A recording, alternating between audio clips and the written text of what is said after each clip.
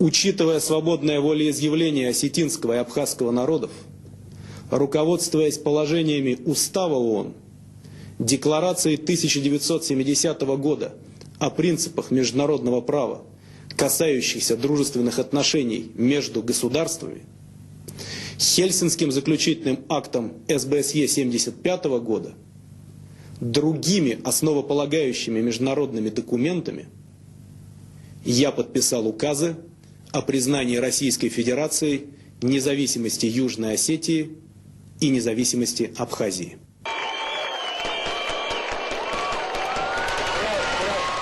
Мы заслужили с вами эту большую победу.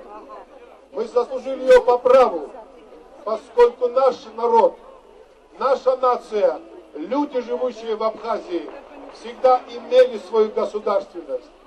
И вековая мечта нашего народа сегодня претворена в жизнь. Должны доказать своей работой, своей жизнью, что мы способны к созданию самостоятельного государства. Оно рано или поздно придет.